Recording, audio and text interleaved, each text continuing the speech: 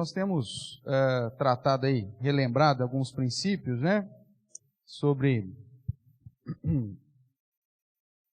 as doutrinas. Nós estamos falando por que existem tantas igrejas. E eu convido você a abrir a palavra do Senhor em dois textos inicialmente. O primeiro texto de Tito,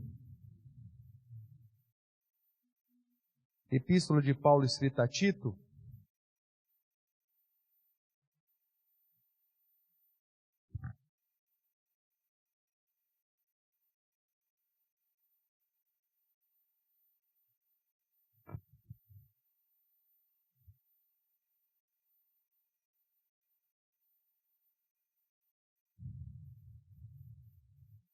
Nós vamos ler aí no capítulo 1, a partir do verso de número 10.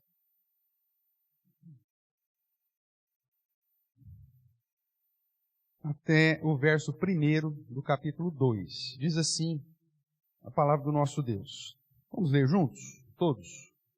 Porque existem muitos insubordinados, palradores frívolos, enganadores, especialmente os da circuncisão. É preciso fazê-los calar, porque andam pervertendo casas inteiras, ensinando o que não devem, por torpe ganância.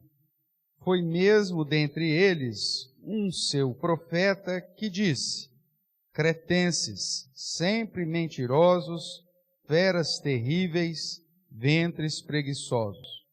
Tal testemunho é exato. Portanto, repreende-os severamente, para que sejam sadios na fé, e não se ocupem com fábulas judaicas, nem com mandamentos de homens desviados da verdade. Todas as coisas são puras para os puros, todavia para os impuros e descrentes nada é puro, porque tanto a mente como a consciência deles estão corrompidas. No tocante a Deus, professam conhecê-lo, entretanto o negam por suas obras. É por isso que são abomináveis, desobedientes e reprovados para toda boa obra. Tu, porém, fala o que convém à sã doutrina. Nós vimos na semana passada, né, que um dos motivos de ter tantas igrejas, tantas religiões, um dos motivos é justamente por conta da ganância do homem, né? E Paulo vai tratar isso, que essas pessoas que deveriam ser severamente confrontadas, que precisavam ser caladas, porque estavam ensinando aquilo que não deveriam. O final do verso 11 diz: é preciso fazê-los calar, porque andam pervertendo casas inteiras, ensinando o que não devem. Por que motivo mesmo? Por torpe ganância. E aí então há um indicativo do apóstolo Paulo para que Tito severamente venha confrontá-los, e termina aí com o verso 1 que nós lemos no capítulo 2, chamando a atenção para que Tito seja fiel ao que mesmo? A sã doutrina. Né? Esse é o grande diferencial. Dando uma olhada agora, virando uma página aí para trás, 2 Timóteo, capítulo 4, nós vemos Paulo também usando o mesmo indicativo agora para Timóteo, né, que estava em Éfeso. Tito na ilha de Creta e Timóteo em Éfeso. Ele vai dizer assim, a partir do capítulo 4, versos de 1 a 5. Vamos ler juntos mais uma vez. Diz assim: conjuro-te perante Deus e Cristo Jesus, que há de julgar vivos e mortos pela sua manifestação e pelo seu reino. Prega a palavra, insta, quer seja oportuno, quer não. Corrige, repreende, exorta com toda a longanimidade e doutrina, pois haverá tempo em que não suportarão a sã doutrina. Pelo contrário, cercar-se-ão de mestres, segundo as suas próprias cobiças, como que sentindo coceiras nos ouvidos, e se recusarão a dar ouvidos à verdade, entregando-se a fábulas. Tu, porém, sê sóbrio em todas as coisas, suporta as aflições, faze o trabalho de um evangelista, cumpre cabalmente o teu ministério. Mais uma vez, uma exortação, então, do apóstolo Paulo, para que Timóteo estivesse atento com aqueles que não estavam se desviando da verdade, sinônimo aqui de sã doutrina, e que estavam se entregando às fábulas, né? A mesma coisa que Paulo vai dizer que os da circuncisão estavam fazendo, ensinando que não devia, se entregando a fábulas judaicas, a histórias, a situações da tradição, da experiência, e colocando mais peso naquilo que eles estavam vivendo, ou na experiência que eles tinham recebido, ou na tradição que eles tinham recebido, do que na sã doutrina, naquilo que a palavra de fato nos ensina, ou seja, nos dogmas que o próprio Senhor Jesus nos ensina, que os apóstolos reafirmam e que a palavra de Deus enfatiza e incentiva em vários momentos. Tendo isso em mente, irmãos, e associado com aquilo que nós estudamos na semana passada, o fato então de termos aí tantas religiões, tantas igrejas que se dizem cristãs, não significa absolutamente nada na perspectiva de que, como se diz popularmente, todos os caminhos levam a Deus. Na verdade, essa é uma grande mentira de Satanás, né? Só existe um único caminho, a palavra do Senhor nos apresenta isso, que Jesus é esse único caminho, não é a religião que salva, né? Não é a denominação que salva, mas a fidelidade dessa religião ou denominação às verdades reveladas nas Sagradas Escrituras. E eu costumo dizer que essa expressão, né, todos os caminhos levam a Deus, de certa forma, filosoficamente falando, tem a sua razão. Porque a Bíblia diz que no dia do juízo todo mundo vai ter que comparecer lá. Então, qualquer religião leva a Deus? Leva, porque você vai ter que comparecer perante o juízo final. Agora, quando é usada essa frase no sentido de acesso a Deus, de comunhão com Deus, ou de intimidade com Deus, então ela é uma grande mentira, porque somente através de Jesus, né, que abriu esse novo e vivo caminho pelo derramar do seu sangue, é que temos de fato acesso ao Pai, e aqueles que estão em Cristo foi-lhes dado o poder de serem feitos filhos de Deus e, consequentemente, ter acesso ao Pai pelos méritos de Cristo e não pelos nossos próprios méritos. Dito isso, então, vamos relembrar aqui os princípios que nós tratamos na semana passada, por que existem, então, tantas religiões e igrejas. Primeiro, nós vimos que é porque o homem é um ser religioso, né? Ele está com o senso de Deus no seu coração, com a semente da religião na sua consciência, então ele vai procurar adorar alguma coisa. Não existe nenhum ser humano que não adore alguma coisa. Mesmo um ateu, ele adora a si mesmo, ele adora a sua própria existência. Mesmo que ele negue a existência de um Deus criador, soberano, grandioso, ele vai adorar alguma coisa.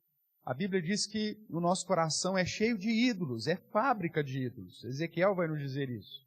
E se nós não estamos focando a adorar o Criador, o qual é bendito eternamente, amém, como Paulo vai nos dizer lá em Romanos, capítulo 1, verso 24, 25, nós vamos estar adorando e servindo a criatura, ao invés desse Criador.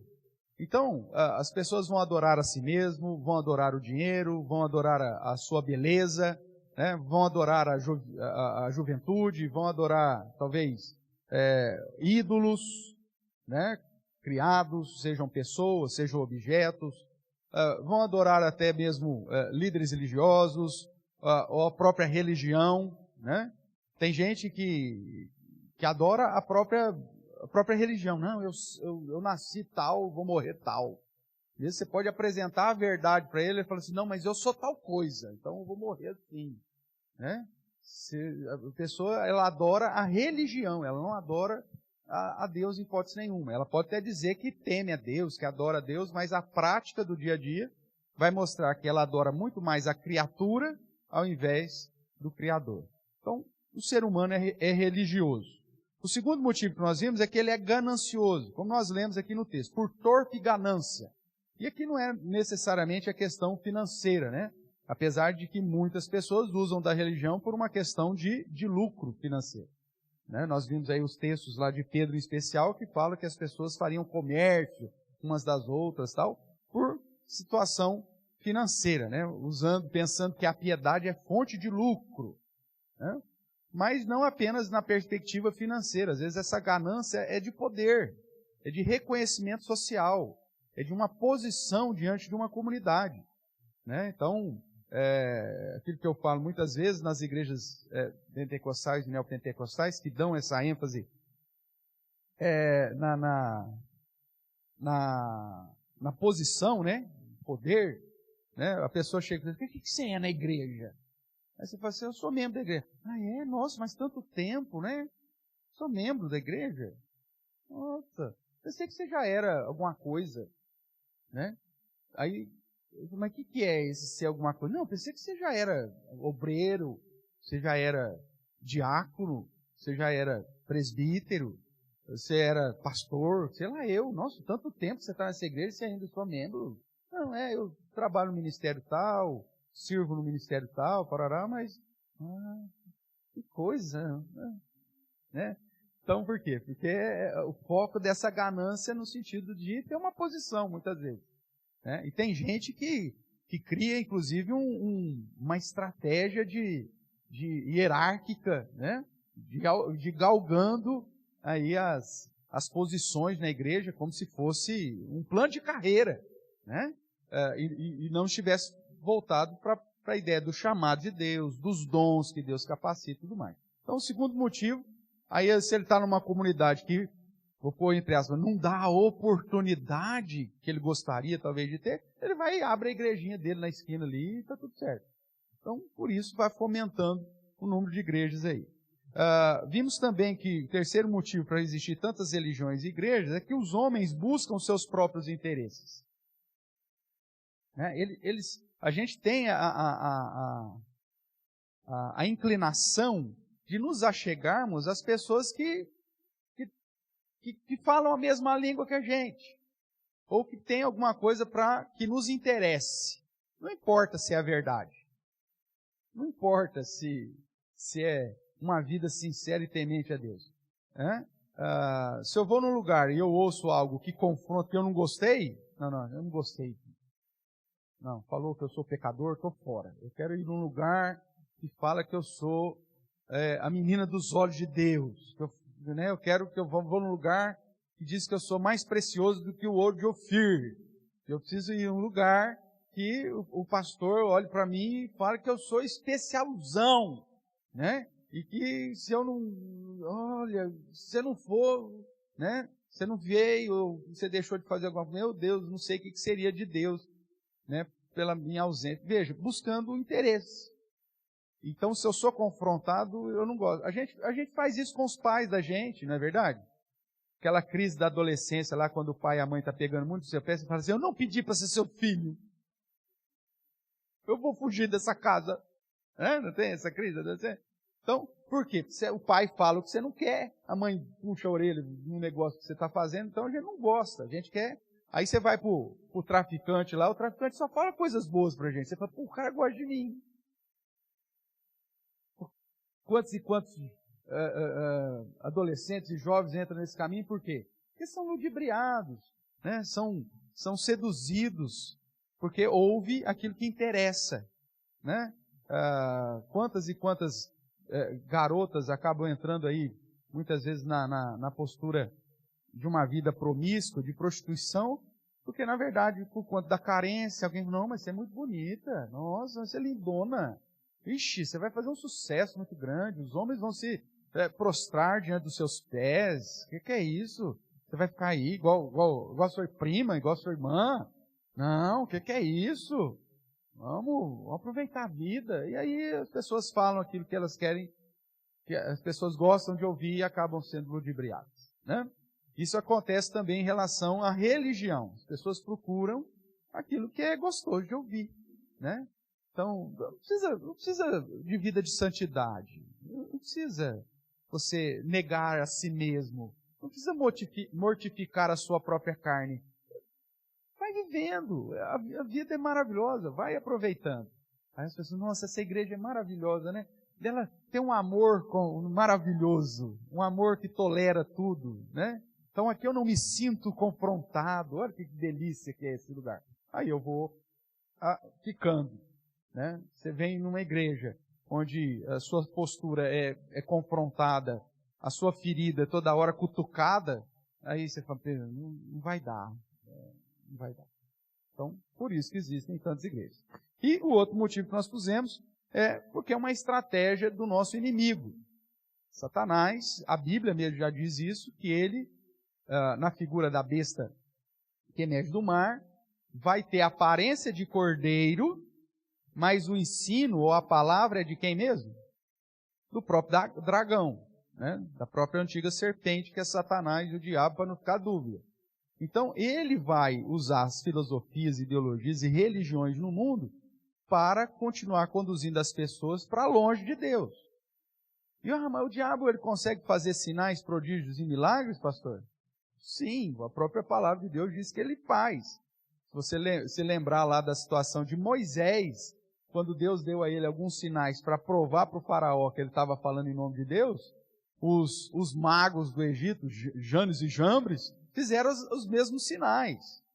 É lógico que depois a serpente lá, que é o cajado de Moisés, acabou comendo a serpente dos magos lá, mas fez os mesmos sinais. Paulo, em Tessalonicenses, vai dizer que o aparecimento do iníquo é segundo a eficácia de quem? De Satanás, com sinais, prodígios e poderes miraculosos.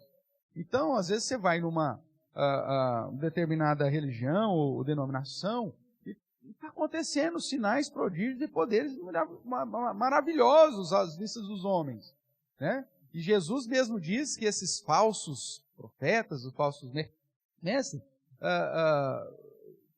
estariam ali fazendo esses sinais para, se possível, enganar quem? Os próprios eleitos, né? Então, queridos, o próprio Senhor Jesus já nos advertiu para não andarmos na vida com Ele pelas vistas, pelo aquilo que você vê, mas sim pelo amor à verdade, pelo padrão das Escrituras. Porque os nossos olhos podem nos enganar. Né? Bem-aventurado aqueles que não viram e creram, diz para Tomé. Né? A ideia de que Paulo, em Tessalonicenses, vai nos chamar essa atenção, para não vivermos a nossa vida pautados nos sinais, prodígios e poderes, mas no amor à verdade. Então, esse é o motivo. Agora, então, pastor, já entendendo porque tem tantas igrejas e religiões, como que a gente pode começar a identificar, né? Como é uma igreja, de fato, verdadeira ou não? Eu dividi aqui, se não me engano, em 4 princípios, 4 pontos, para nós identificarmos uma falsa igreja. Existe até um folhetim, deve ter alguns ainda lá na entrada, porque existem tantas igrejas, que ali está resumido, né? Se você quiser depois passar lá na hora de sair, pegar e levar um para casa para ler, não tem problema. Mas vai estar resumido, eu acho que lá eu ponho só 2 princípios. E aqui são 4. Então, a primeira coisa que você tem que avaliar para saber se uma igreja é verdadeira ou falsa é quanto o princípio da autoridade daquela igreja. Né? Em relação a governante? Não. O princípio de autoridade, ou seja, qual que é a fonte que determina a confissão de fé dela? Eles seguem o quê? Né? Então, vamos pegar exemplos distintos para que a gente possa ver qual que é a fonte de autoridade. Quando eu falo islamismo, qual que é a fonte de autoridade deles? Islamismo. O Corão. Ou o Corão. É a fonte de autoridade. Então, as sutras islâmicas é que vão determinar a prática deles. Tudo bem? Quando eu falo em kardecismo, espiritismo kardecista, qual que é a fonte de autoridade deles? Que eles seguem o padrão moral e de prática deles. Os escritos de Allan Kardec, né? 4 ou 5 livros lá que ele escreveu, lá, o livro dos Espíritos, o Evangelho segundo Allan Kardec, tarará. Essa é a fonte de autoridade deles. Tá? Quando eu digo os Mormons, ele tem os livros dos... Por isso que chama Mormon, olha só que maravilha. Então, ele tem os livros dos Mormons. É a fonte de autoridade deles. E aí, quando eu falo da igreja cristã, qual deveria ser a fonte de autoridade? A Bíblia. A Bíblia. E aí você vai, na maioria das igrejas, todo mundo vai dizer que segue o quê? A Bíblia. Mas falar é uma coisa. Viver é outra. E aí, então, a nossa avaliação para saber se aquela igreja de fato é uma verdadeira igreja, no primeiro princípio, é observar a sua fonte de autoridade, não só da boca para fora, não só que está registrado, talvez, na confissão de fé dela, mas no dia a dia, ok? Então, vamos dividir aqui esse princípio de autoridade em algumas outras partes. Nós vamos encontrar uma igreja que vai dizer para você que a Bíblia é a fonte de autoridade dela. Só que vai somar à autoridade da Bíblia alguma coisa a mais. Então ele vai dizer que a Bíblia é autoridade, mas existe alguma coisa no mesmo patamar de autoridade. Então, o que as igrejas católicas vão fazer? Elas vão dizer, olha, a Bíblia é a palavra de Deus, mas, como fonte de autoridade, nós temos no mesmo patamar, e às vezes até acima, as tradições eclesiásticas. Tudo bem? Então vamos pegar um exemplo. A Igreja Católica, na onde que está na Bíblia, por exemplo, que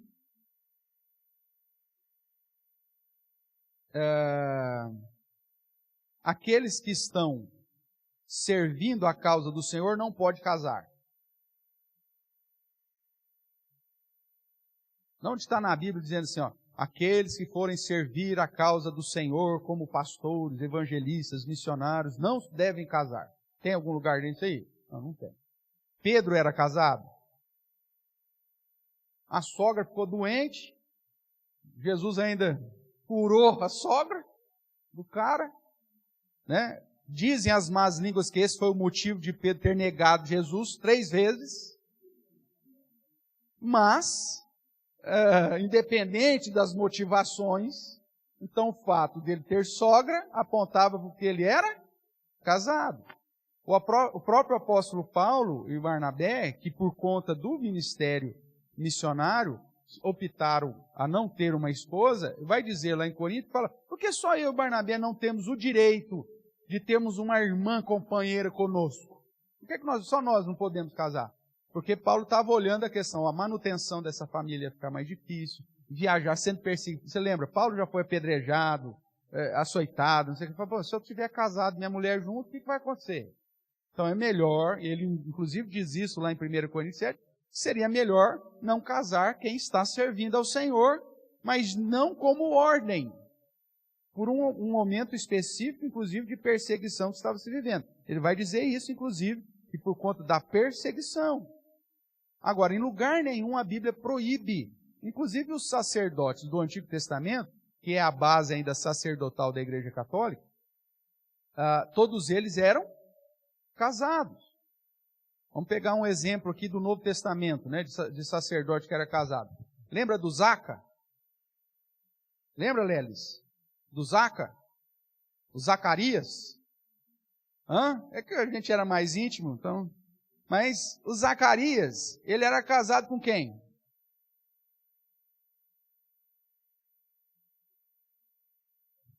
Meu Deus do céu, gente, tem vaga no berçário, eu vou matricular vocês lá.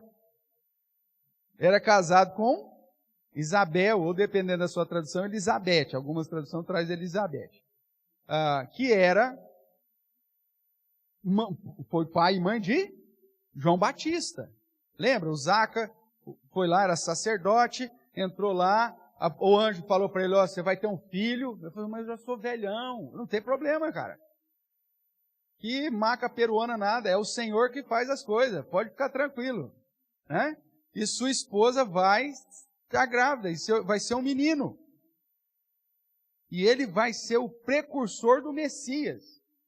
E ele ficou ali duvidando. Aí o anjo pegou e falou assim, então você vai ficar o quê? Mudo. Até o menino nascer. Lembra da história? Zacarias era o quê? Sacerdote. Inclusive, era o ano dele como sumo sacerdote. Era casado, filho, e todos eles assim eram. Só que a tradição católica vai chegar e vai dizer o seguinte, os sacerdotes católicos não podem casar. Da onde que vem isso? Da Bíblia? Não, não é da Bíblia. É da tradição eclesiástica deles. A começar pelo fato do sacerdócio católico. Pela Bíblia, o que aconteceu com o sacerdócio levítico? Pode falar, você sabe, eu sei que você sabe. O que aconteceu com o sacerdócio levítico depois da obra de Jesus? Cerrou. A lei cerimonial foi cumprida em Jesus Cristo. O sacerdócio levítico já era. Ok? Apesar que houve uma transição, o pessoal ainda não sabia muito bem o que tinha acontecido. Você tem lá o próprio Barnabé, que era levita e tal, né? Tinha vendido as propriedades, era um mau levita, na verdade, porque ele tinha terras. Aí depois que a conversão verdadeira dele, ele ainda, eu sou levita, eu não posso ter propriedade, vai e vende a propriedade e entrega aos pés dos apóstolos. E aí criou uma confusão, porque o povo já quis imitar ele lá, Ananias e Safira, para não ficar para trás, só que fez com um coração mentiroso, deu um maior problema. Mas ali você tinha um levita, né? E mesmo naquele início ainda não sabia se o sacerdócio levita tinha terminado ou não, eles ficaram nessa situação de transição. Mas a Bíblia deixa claramente que toda a lei cerimonial já foi cumprida. E que, portanto, o sacerdócio levítico termina quando Cristo cumpre a lei cerimonial. E agora o que está em vigor é qual sacerdócio mesmo? Da ordem de quem? Da ordem de Melquisedeque. E Jesus é o sumo sacerdote. E por isso, então, eu, a Marta, Elda, Ziel, Duda, Letícia, ou seja, todos nós somos o que em Cristo? Sacerdotes. Né? 1 Pedro 9 vai dizer que todos nós somos povo de Deus, povo de propriedade exclusiva de Deus, somos raça eleita, somos nação santa e somos sacerdotes reais. Lembra disso ou não? Tá. Então, todos os crentes em Cristo, como pedras vivas que somos sacerdotes da ordem de Melquisedeque, onde Jesus é o sumo sacerdote. Jesus não era da tribo de Levi, Jesus era da tribo de Judá, ele era descendente de Davi. Então, para ele exercer a função de rei, profeta e sacerdote, ele precisava vir de uma outra linhagem sacerdotal, que o autor aos Hebreus vai dizer que é uma linhagem superior, porque é uma linhagem que foi estabelecida antes da lei, lá com Melquisedeque, lá em Gênesis 14, você vai achar isso, né? Inclusive lá, ele recebe o dízimo de Abraão, e ele era sacerdote do Deus Altíssimo, e no culto ele oferece o que para Abraão lá? Você lembra? Pão e vinho. Aquilo que Cristo restabelece na Santa Ceia. Então, há essas conexões. Então, existe base bíblica para você dizer que alguém hoje é sacerdote da linha levítica? Não. Ou que existe algum outro tipo de sacerdócio diferente desse sacerdócio universal de todos os crentes? Não. Então, quando a Igreja Católica Apostólica, seja romana, ortodoxa, seja lá o que for, ou até brasileira, diz que o padre é sacerdote, isso tem amparo bíblico? Não, não tem. Mas tem amparo no quê? Na tradição eclesiástica deles. É por isso que você vai lá e beija a mão do padre. Porque o padre é o quê? Sacerdote. É ele que te liga a Deus. Por que você tem que ir lá e contar os seus pecados para ele? Porque ele é o sacerdote, ele que tem acesso ao Pai, você não tem. Então você vai, conta para ele, e aí ele chega, então, apresenta diante de Deus e te devolve lá o que você tem que fazer para ser perdoado. E aí, então, ele é esse mediador, porque ele é o sacerdote, ele tem acesso a Deus, você não. Agora, isso tem amparo nas Escrituras? Não. Mas tem amparo no quê? Na tradição eclesiástica dele. Então, a igreja se diz cristã, diz ter a Bíblia como fonte de autoridade, mas na prática, a fonte de autoridade deles está muito mais na tradição do que nas Escrituras. E isso já seria motivo para você questionar sobre esta igreja. Peraí. A única fonte de autoridade que a igreja verdadeira de Cristo tem que ser o quê? A Bíblia. Aí você tem, inclusive, vídeos, né? Aquele padre Ricardo lá, que a Bíblia não é importante. O importante são os concílios, é a história da igreja, dos santos que definiram qual que deve ser a postura da prática dos cristãos. E ele até menospreza a Bíblia, diz, a Bíblia eu posso usar e falar do que eu quiser da Bíblia, eu posso criar a doutrina que eu quiser. Verdade, a Bíblia é a mãe de todas as heresias, mas se você estudá-la do modo correto, com a hermenêutica correta, aí só se você for malandrão mesmo para querer mudar o que tem que ser mudado, porque caso contrário você vai colocar submisso e então ela vai ser tudo aquilo que ela diz ser, a verdade, uma palavra viva, uma palavra eficaz, uma palavra permanente, né? E que em guardar traz grande recompensa. Tudo bem até aqui? Então, essa igreja, né? Que tem a Bíblia, mas associa a Bíblia à tradição eclesiástica humana, como exemplo as igrejas católicas, nós vemos que elas vão além daquilo que a Bíblia mesmo nos ensina.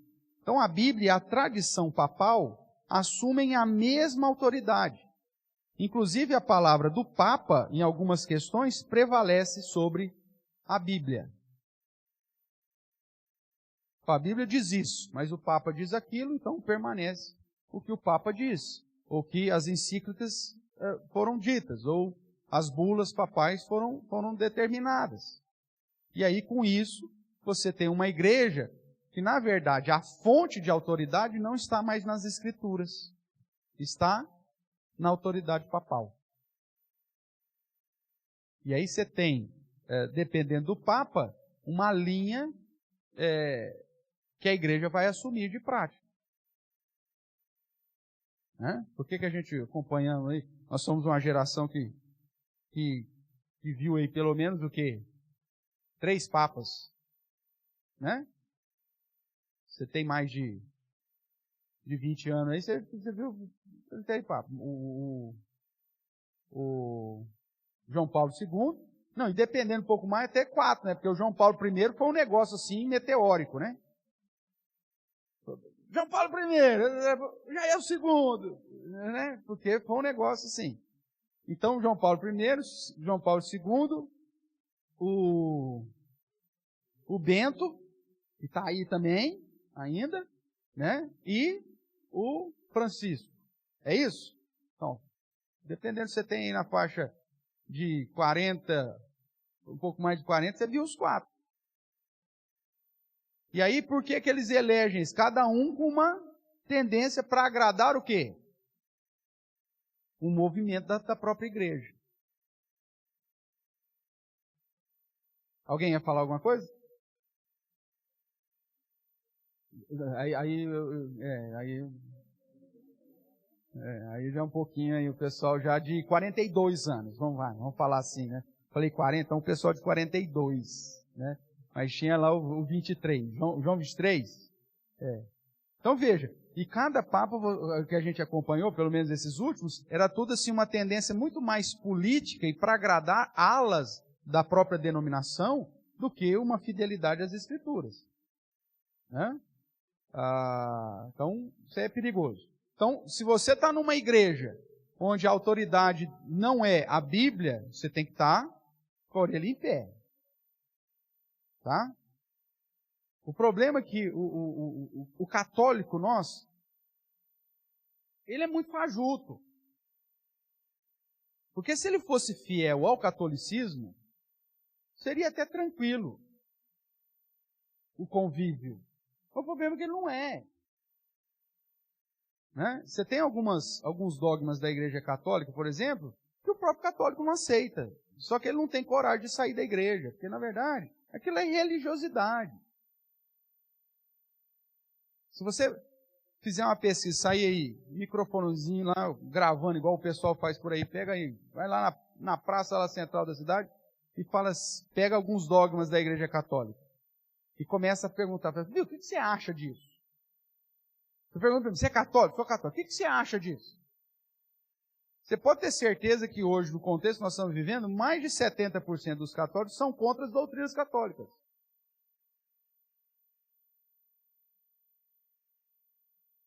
Inclusive da confissão auricular. Se você ler o que a confissão auricular realmente é, que é o confessar com o padre, o cara, não, eu não concordo com isso não. Que foi criada justamente para trazer o poder para a igreja. O rei tinha que confessar. Aí o rei falava assim, eu dormi com a camareira. Aí o padre, não, tudo bem. Reza 2 Ave Maria, tá tudo certo, eu era o rei. Aí a rainha falou assim, eu dormi com o chefe da guarda. Tudo bem. Só que aí ele chegava depois pro rei e falou, eu quero construir uma basílica. Eu preciso de um dinheiro aí para construir a basílica. Porque é uma maneira, né, de limitar aí os seus pecados, né. Afinal de contas, né, o chefe da guarda do rei me procurou também. A rainha falou, quanto você quer? Pronto. É uma maneira de você manipular o esquema. Se eu sei de todos os seus segredos, e sei os segredos de toda a comunidade, aí, eu sou o cara mais influente de todo mundo.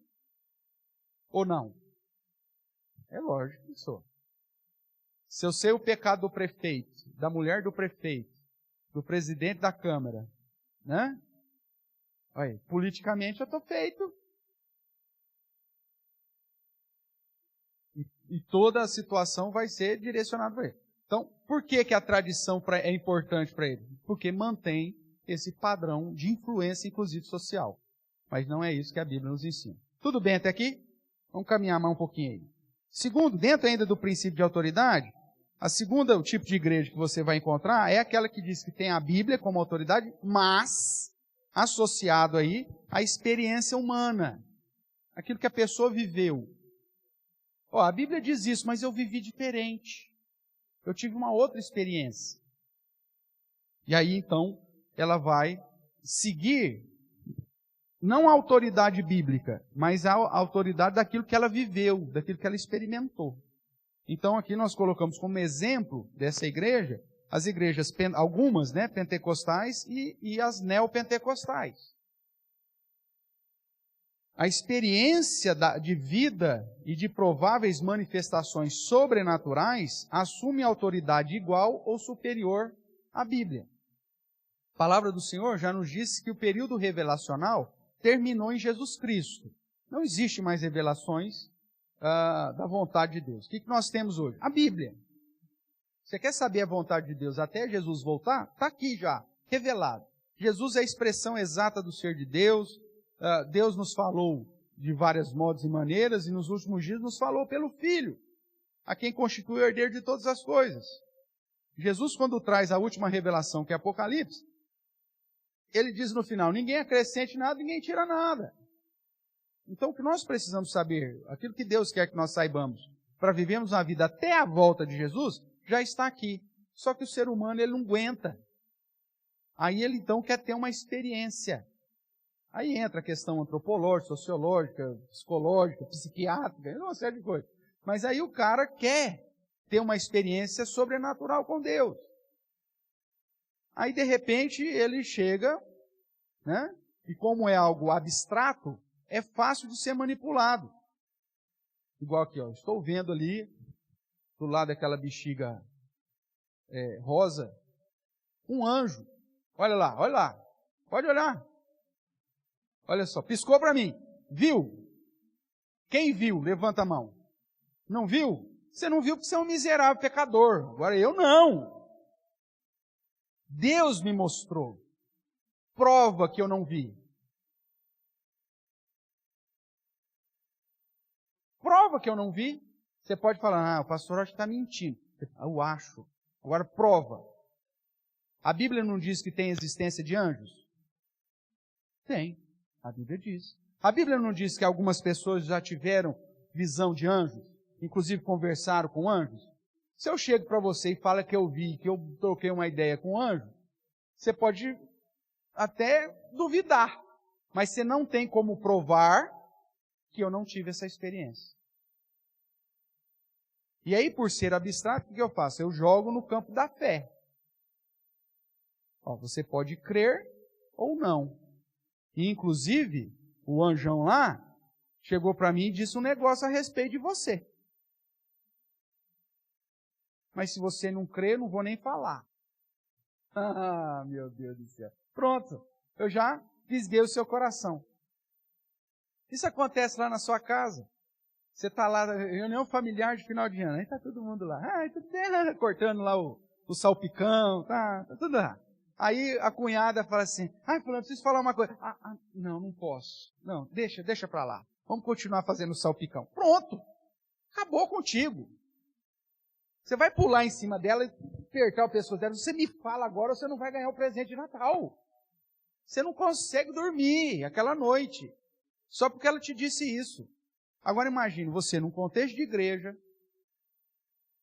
com o coração inclinado buscando a Deus, uma musiquinha de diafragma, né? Aquela musiquinha no fundo, assim, para deixar você bem relaxado. O pastor orando forte, poderoso. Aí alguém diz que viu um anjo e que o anjo tem uma mensagem para você, mas porque você não crê, não vou falar. O que você vai fazer? Você vai rastejar atrás desse aparente profeta aí, esse cara que teve a visão, para falar o que o anjo te disse. Você vai me contar.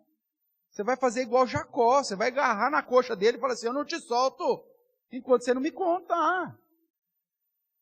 Porque todos nós desejamos essas experiências. Eu quero me sentir importante. E aí, o que acontece? A pessoa que passou por uma experiência dessa, e aí muitas vezes essa fala do anjo é genérica, né? É um negócio que pode acontecer com qualquer um, né? E aí, então, acontece. O próprio Senhor Jesus, o próprio Senhor Deus, na revelação do Deuteronômio, diz que no período profético isso podia acontecer e que se te conduzisse a adorar outro Deus que não fosse verdadeiro Deus, você tinha que pular fora. Mas aí o cara fala e acontece. Na próxima vez você vai procurar ler a Bíblia ou procurar o cara que te falou aquilo? O que você vai fazer? Quem que você vai buscar? Quando você quer saber alguma coisa que Deus... eu não sei se eu mudo de emprego ou não. Eu vou orar, vou buscar a Bíblia, vou ver os princípios bíblicos, se está correto ou não. Ou eu vou procurar o profeta que o anjo revelou para ele? É lógico que você vai procurar o profeta. Você ficou aprisionado. E aí você já não está adorando o Deus verdadeiro, você já está adorando o profeta que fala com o anjo. Então a experiência pessoal assumiu a autoridade daquela igreja. Tanto que todo culto tem que ter revelação. Porque se vai num culto e não tem revelação, eu falei, hoje o culto brocochou. Pastor aí, deve estar em pecado, porque não teve revelação nenhuma.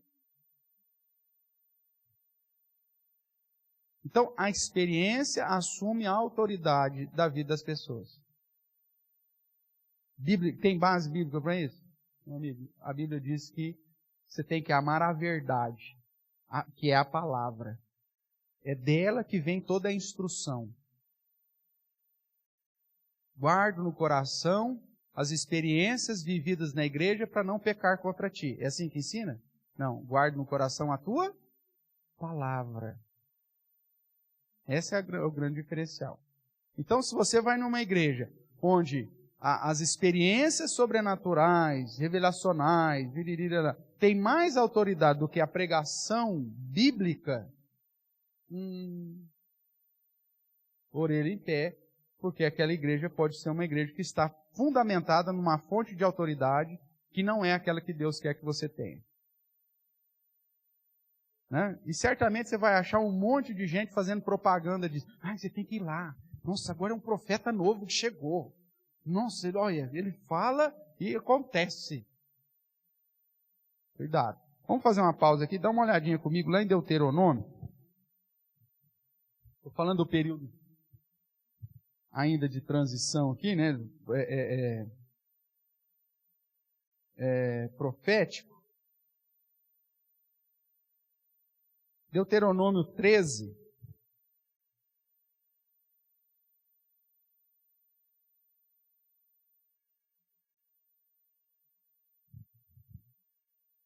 Tudo isso nós estamos falando, irmão, para reforçar a ideia que você tem que estudar a Bíblia. Sua fonte de autoridade são as Escrituras. Tá? Você não cair na lábia de ninguém. Então vamos lá. Deuteronômio capítulo 13. Quando o profeta ou sonhador se levantar no meio de ti e te anunciar um sinal ou prodígio, e presta atenção no verso 2, e o que vai acontecer? E suceder tal sinal ou prodígio que te houver falado, e disser, vamos após outros deuses que não conhecestes e sirvamo-lo, não ouvirás as palavras desse profeta ou sonhador, porquanto o Senhor vosso Deus faz o quê? Vos prova, para saber se amais o Senhor vosso Deus de todo o vosso coração, de toda a vossa alma. Andareis após o Senhor vosso Deus e a Ele temereis. Guardareis o quê? Os seus mandamentos. Ouvireis a sua voz. A Ele servireis e a Ele vos achegareis. Esse profeta ou sonhador será morto, porque pregou rebeldia contra o Senhor vosso Deus, que vos tirou da terra do Egito e vos resgatou da casa da servidão, para vos apartar do caminho que vos ordenou o Senhor vosso Deus, para andardes nele. Assim eliminarás o mal do meio de ti. Pastor, mas eu fui lá, o profeta falou, o negócio aconteceu, mas ele não falou para eu seguir outros deuses. Ele está falando para eu seguir a Jesus. Ele falou que ele está fazendo aquilo lá para a honra e glória do Senhor Jesus. Aí o teste que você vai fazer. Você foi numa igreja, levantou lá um profeta sonhador e disse que ia acontecer tal coisa na sua vida, e aconteceu. Amanhã depois você está com dúvida, você vai procurar o profeta ou você vai procurar o Senhor? A quem que você está seguindo? A quem que você está mais buscando? Você já sabe. Se fosse no contexto do Antigo Testamento, esse cara seria morto. Como você não pode matar o cara agora, o que você faz? Cai fora da igreja, meu amigo. Procura uma igreja que a autoridade é só as Escrituras. Porque senão ele vai aprisionar o seu coração.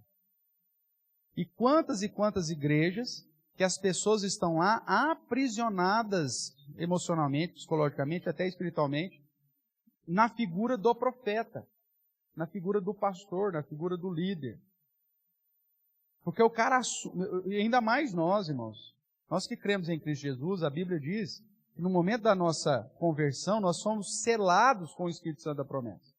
O Espírito Santo está na minha vida, está na sua, se você é crente em Cristo Jesus.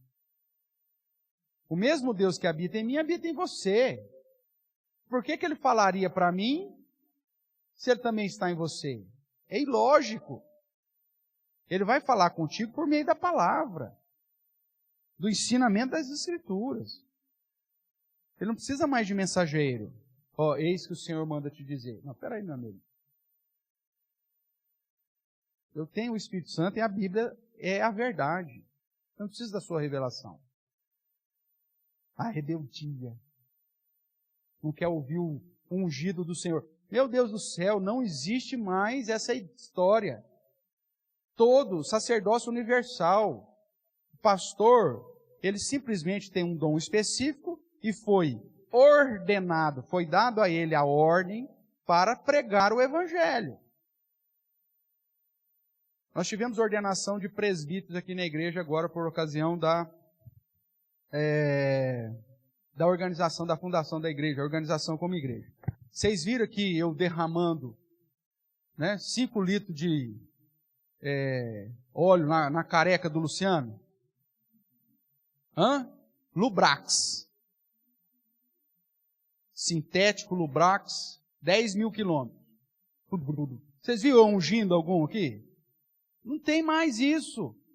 Porque toda a questão da unção do profeta, do sacerdote ou do rei que acontecia no Antigo Testamento estava debaixo da lei cerimonial e do sacerdócio levítico. Acabou! Pastor hoje não é ungido mais. Ele é ordenado pelas mãos do presbitério, como aconteceu com Timóteo. E aí é dado a ele essa licença para pregar o evangelho. É sobre o pastor que pesa a responsabilidade da docência, do ensino. E qualquer outro que venha aqui ensinar alguma coisa, ele tem que estar debaixo da autoridade desse pastor. Então, na visão que foi apresentada desde o início da igreja, é essa. Alguém que foi chamado e ordenado para aquilo. Agora, foi ungido? Não.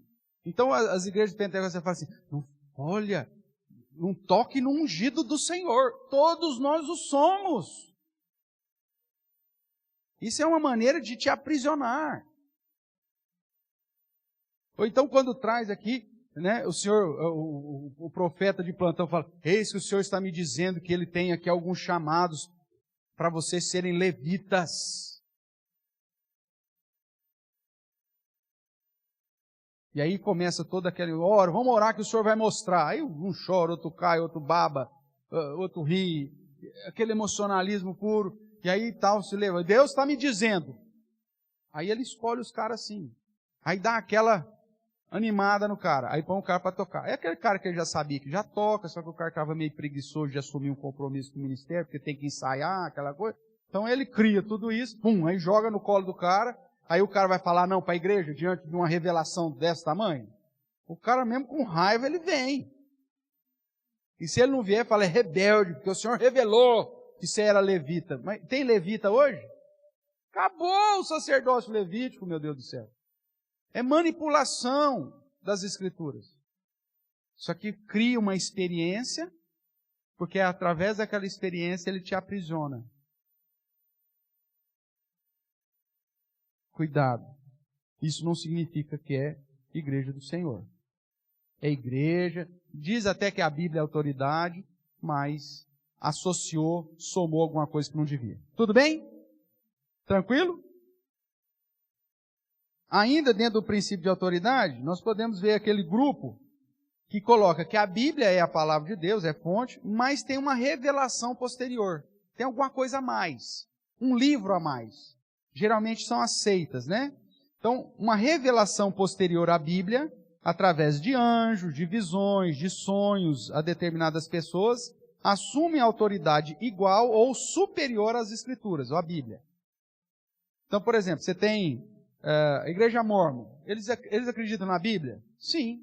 Só que eles colocam acima da Bíblia o livro dos Mórmons, que é uma revelação que foi recebida por Joseph Smith do anjo Moroni.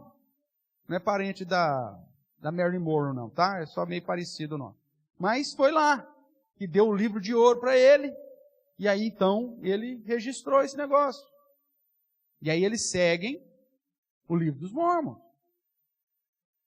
Recebeu uma literatura a mais. Fugindo um pouco do cristianismo, o islamismo, a mesma coisa. Começa lá nos anos 600, 500 para 600, alguma coisa, com uma revelação do Alcorão, escrito por quem? Pelo Muhammad, ou Mohamed, profeta. Um livro revelação posterior, que eles colocam superior à Bíblia. O islâmico, ele crê na Bíblia? Sim. Mas ele lê? Não, porque o Alcorão é maior que a Bíblia. Você pega o Adventismo do sétimo dia, com os escritos de Ellen White. Os escritos de Ellen White sobrepõem o que a Bíblia diz. Paulo diz que ninguém me julgue por causa de dia santo, de sábado, de festa de lua nova, não sei o quê. Aí o Hélio fala, não, tem que não guardar, não vai para o inferno. Porque é essencial para a salvação guardar o sábado. Se não guardar o sábado, vai para o inferno. O que Jesus fez na cruz não é suficiente se você não guardar o sábado. E aí o cara segue isso.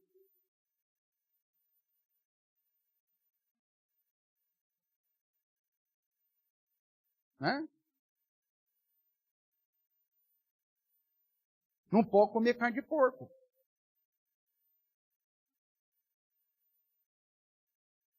Porque a ordenança disse que não pode. Mas isso era da lei.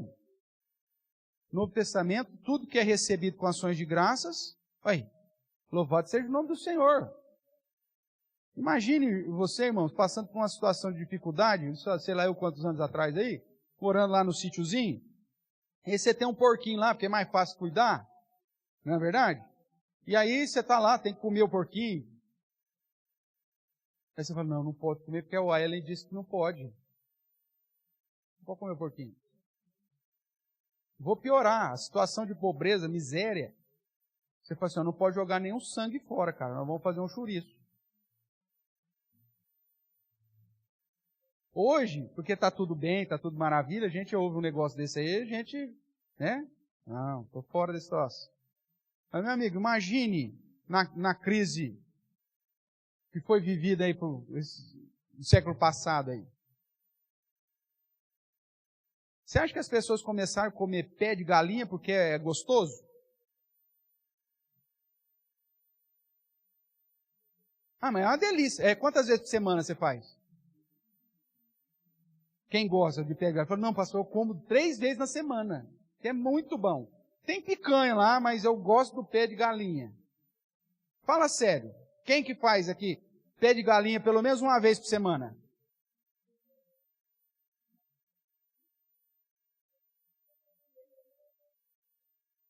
Aí toda semana? Toda semana? Meu Deus do céu. Tem doente para tudo, né? Mas por que os caras começaram a comer isso aí? É porque não tinha outra coisa para comer. Quando nós estivermos passando por crise, porventura passar, meu amigo, a gente come até o pé da galinha. Jiló. Ah, jiló é uma delícia. Você põe toda a salada, você põe jiló? Você come todo dia?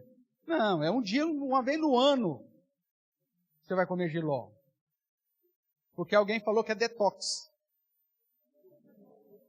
Entendeu? Então não tem proibição. Na Bíblia, às vezes a gente come alguma coisa justamente porque a situação... Por exemplo, estamos apertados, então né, a gente come. Semana mesmo, né? Moela estava em promoção, então você leva uma moelinha lá para casa, maravilha. Mas por causa da... Você vai dar uma economizada, não é porque... Ai, nossa, eu adoro... Não, porque é aquele lance, né? O espírito humilde, que ele falou aqui, bem-aventurados os humildes de espírito. Então é só por isso que ele come essas coisas. Mas veja só, irmão, não é o natural. Aí agora eu chego e falo assim, não, é proibido. A Bíblia diz que não é proibido. Todas as coisas são lícitas, que recebidas com ações de graças, tudo bem. E que ninguém pode me julgar por aquilo que eu como ou deixo de comer, nem comida, nem bebida. Nem o guardar do sábado. Só que alguém trouxe uma revelação posterior que diz que não pode. Você tem que guardar o sábado, você não pode comer um presunto, bacon defumado. Isso é um sacrilégio. Para com um pouco comer um negócio desse. Mas alguém disse, então está proibido, pronto, acabou. Tudo bem? Então, se coloca qualquer peso a mais que a Bíblia não exige de você, a Bíblia chama isso de farisaísmo, de hipocrisia.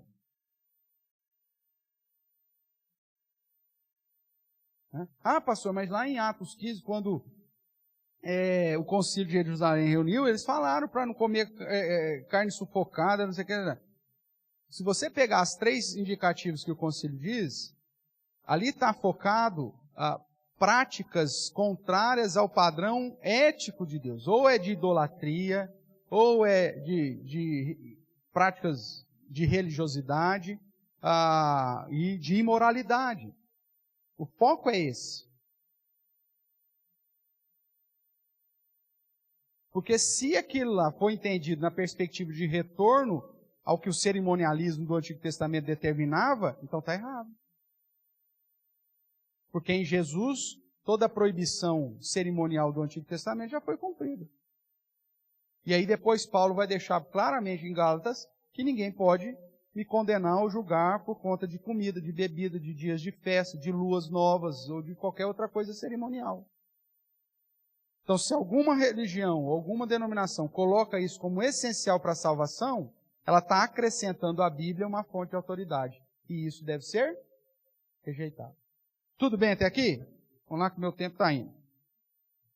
E ainda, dentro do princípio de autoridade aí, a última que nós podemos dividir são aquelas que só têm a Bíblia como autoridade. A tradição, a experiência pessoal são submissas à Bíblia. Nós temos tradições? Sim ou não? Não? Temos. Uma tradição nossa que todo primeiro domingo do mês, no culto solene, nós fazemos o quê? Celebramos a Santa Ceia. Mas tem amparo nas Escrituras. Então, ótimo. Aí vamos... Então, mas estou dizendo, existem tradições que se estiverem debaixo do princípio bíblico, que não ferem nada na Bíblia, não tem problema. Por exemplo, o nosso sarau de Natal já é uma tradição. Onde está na Bíblia diz que você tem que fazer sarau de Natal? Não tem lugar nenhum. Mas você tem na Bíblia que os irmãos devem viver em confraternização, em fraternidade, que os irmãos podem fazer isso. Ah, então tá bom. Agora amanhã depois, vamos imaginar daqui 30 anos, já morri. Provavelmente você também. Mas aí os seus filhos falam assim, a pessoa fala, nossa, nós temos que ter o sarau de Natal para salvação, senão não vai ter. Opa, acaba com esse sarau de Natal, pelo amor de Deus. Porque se ele ganhar uma repercussão nesse sentido, aí ele já superou as Escrituras. Então tem que ser fora. É o que acontece com a serpente de bronze, que foi levantada lá no deserto. Lembra? O próprio Deus mandou levantar a serpente. Tem até um nomezinho dela, eu sempre me esqueço. Mas deram até o nome, Metusa, sei lá qual que é o nome lá. Levantaram a serpentinha lá. Deus havia mandado fazer para curar o pessoal, olhar e lembrar que Deus estava com ele. Ótimo. Para ninguém morrer de mordido de cobra. Passou-se o tempo, o povo começou a adorar a bendita serpente. Aí, se não me engano, acho que é Ezequias, né? O que mandou fazer com a serpente? Destruir. Porque começou a sobrepor ao padrão. O povo começou a adorar a serpente. Então veja, as tradições não são ruins desde que elas sejam submissas às Escrituras. Se ela igualou ou sobressaiu, aí significa que houve desvirtuou. E aí você tem que colocar fora. A Bíblia precisa ser constantemente a autoridade máxima. Né? Você pode até ter vivido experiências com Deus, e é importante que você tenha vivido experiências com Deus. Só que essa experiência com Deus não pode ultrapassar a autoridade bíblica. Eu fui. O segundo domingo do mês de maio, eu orei de joelhos, né, atrás da porta do quarto, e Deus me respondeu. É pronto. Aí agora você vai determinar que todo mundo, quando tiver uma causa impossível, vai ter que esperar o segundo domingo do mês de... Vocês não estão pegando aqui a revelação, hein? Segundo domingo do mês de maio. Orar, ótimo. Aí Deus vai responder favoravelmente. Então, aí a minha experiência se transformou além do que a Bíblia ordena. Joga fora isso. Joga fora isso. Você acha que... Tem muito cristão, né, muito evangélico, que cria simpatia, sem saber, né? Através das experiências. Se isso se torna uma prática exigida para todo mundo, pronto, já furou. Já quebrou a fonte de autoridade da Bíblia e passou a ser autoridade sobre a vida dos outros. Tem que ser rejeitado. Então, esses que têm a Bíblia como única fonte de fé e prática, de autoridade, de crença, de fonte de resposta, é a igreja que, dentro do princípio de autoridade, está de acordo com o padrão bíblico. Nós não precisamos de mais nada, além da Bíblia, para trazer todas as respostas que nós precisamos sobre Deus e sobre a vontade de Deus na nossa vida, irmãos. Ah, pastor, mas eu não sei se eu compro um carro novo agora. Onde está na Bíblia aí que eu abro assim, comprais um carro novo? Não tem. Mas vai ter princípios e ensinos e orientações que vão realmente te conduzir a determinar se você deve ou não comprar um carro novo. Principalmente se a motivação para comprar esse carro novo for apenas a ostentação.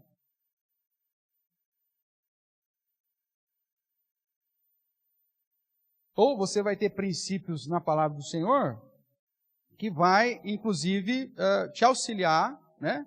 Eu falo isso para os nossos jovens, né, os adolescentes, vai te auxiliar em relação a saber com quem você tem que casar.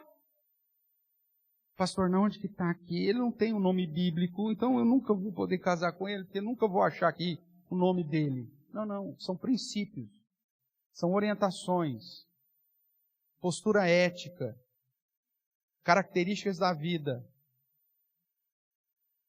que vão te dar orientações, princípios, indicações daquilo que você tem que fazer ou não tem que fazer. Que trabalho que eu vou fazer, pastor? Eu não sei, eu enviei currículo e eu tenho 2 propostas de trabalho. Observe.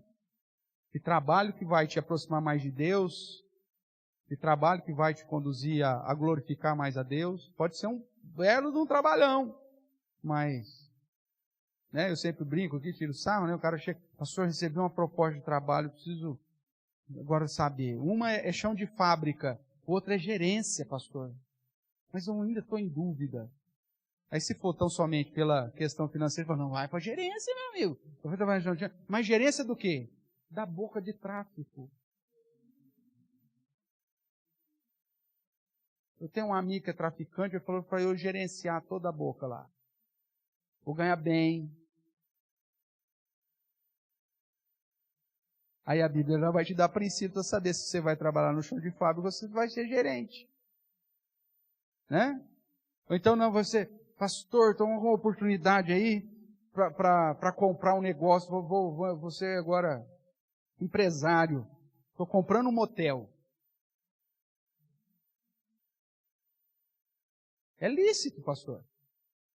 Mas a Bíblia vai te dar orientações e princípios para saber que mesmo se é lícito, se aquilo te convém. A não ser que você comece a pegar a certidão de casamento para todo casal que chega com um documento com foto, né, para deixar entrar só casado, você não deveria assumir um negócio desse. Hã? Porque a Bíblia diz que se você não confronta as obras infrutíferas das trevas, você se torna o quê? Cúmplice. Então veja, são princípios, são critérios, são ensinamentos, que já vai te conduzir a tomar toda e qualquer decisão dentro do padrão que a Bíblia ou que o próprio Deus espera de você. Agora, a Bíblia é a única fonte. Ela precisa ser. Se associar a qualquer outra coisa, pula fora. Perguntas até aqui, irmãos? Tranquilo? Então, esse é o primeiro critério para você definir, diante de tantas igrejas e religiões que tem por aí, qual que é uma igreja verdadeira. A primeira coisa que você tem que definir para saber se uma igreja é verdadeira é qual é a fonte ou o princípio de autoridade dela. Se for qualquer coisa além das Escrituras, pula fora. A Bíblia tem que ser a única fonte de autoridade, de crença, de ensino, de fé e de prática da sua vida. Se for qualquer outra coisa associada a isso, já quebrou o princípio. Tá bom? Nós vamos parar hoje por aqui. Semana que vem é Assembleia. Mas na outra, se Deus permitir, a gente continua olhando para o segundo critério que você tem que observar aí para saber se uma igreja é realmente verdadeira ou não. Né? diante de tantas igrejas, diante de tantas religiões, a primeira é a fonte de autoridade, o princípio de autoridade, só a Bíblia. Depois nós vamos tratar sobre o princípio regulador do culto, né? E o modo do culto. Porque o princípio regulador do culto e o modo do culto de uma determinada religião ou igreja vai te dar indícios se aquela igreja é uma igreja verdadeira ou não. Vamos imaginar que você vai numa igreja presbiteriana e aí você chega lá, o pastor fala assim, ó, nós estamos com uma cumbuquinha de vidro aqui, você vai receber um papelzinho e você vai escrever o seu pecado. Qual que é o seu pior pecado? E aí os diáconos vão passar com a cumbuca e você vai escrever o seu pior pecado e nós vamos colocar isso na cumbuca. Igreja Presbiteriana do Brasil, tá? E aí então, se achar meio estranho, mas o pastor está falando, então você vai lá e faz letra de forma para ninguém depois reconhecer, né, que o seu pecado é aquele, porque vai que alguém conhece a sua letra. Então você faz letra de forma, dobra em 7, 8 vezes o papelzinho, né, pelo menos dá trabalho para o cara que tiver curiosidade, porque você não sabe o que vai acontecer com aquilo, joga lá na cumbuquinha. Aí o pastor traz a cumbuca para frente, né, põe em cima da mesa, e aí ele fala assim, irmãos, estamos virando 2023, agora vai ser o ano da virada, o ano da santidade. E nós vamos queimar o seu pecado aqui. E aí, Igreja Presbiteriana do Brasil, o pastor, que se diz reformado, vai lá e joga álcool lá, então, nas cumbuquinhas, cheio de papelzinho que você colocou o seu pior pecado, e aí ele pega, então, e põe fogo naquilo, e aquele aroma suave sobe ao trono dos céus, e aí, então, você está livre do seu pior pecado. Ele fala, pastor, tem mais papelzinho? Alguém poderia perguntar, né? E aí o cara faz isso dentro da Igreja Presbiteriana do Brasil. Aí eu pergunto, o que Jesus fez na cruz não valeu nada. Agora, pôs o fogo no papelzinho ali, agora você está livre daquele pecado. Não. É óbvio que não. Então, o modo litúrgico, ou o princípio regulador do culto, vai demonstrar se aquela igreja, mesmo sendo parte de uma denominação histórica que diz que tem a Bíblia como única regra, se aquela igreja em especial, aquela igreja local, é de fato uma igreja bíblica, verdadeira ou não. Porque nem tudo que reluz é ouro. Então, na outra semana aí nós vamos tratar dessas práticas litúrgicas para que você fique atento aí, né? Para não comprar gato por lebre. Ok? Perguntas, irmãos? Tranquilo? No chat aí está tudo tranquilo, Gabriel? Tem? Você consegue falar aí? Vamos ver se eu ouço. Senão você liga o microfone lá e fala, eu te ouço melhor. De onde surgiu tantas igrejas? Hã? Isso. Eu não sei quem foi. Quem? Lúcia. É o seguinte, minha irmã, nós falamos isso na aula passada. Eu vou pedir para você entrar lá no canal e pegar a aula da semana passada, porque a gente explica por que surge tantas igrejas. Né? Eu até mencionei aqui no começo da aula de hoje, relembrando, mas aí na aula passada a gente mostra por que surge, e vai surgir. Né? Existe uma estimativa aí, até no folhetim lá eu coloco lá, Márcio, isso datado já de alguns anos atrás. Acho que são 300 mil igrejas. No Brasil tem mais de 300 mil igrejas. E são registradas aí por ano, não sei quantas mil por ano. Imagina, o Brasil tem mais de 300 mil igrejas. Isso aí há uns 10 anos atrás, quando eu fiz esse coisa. Se você for pesquisar hoje, aí, se bobear, já deve estar batendo uns 400, 500 mil. 12 igrejas por dia são registradas no Brasil. Qual que? 565 mil era a previsão para 2025. Para 2022. Então, só para você ter uma ideia. Vamos pôr 500 mil igrejas, 12 por dia. Por que surge tanto? Aí você vai ver na aula passada por que surge tanto. Tá bom?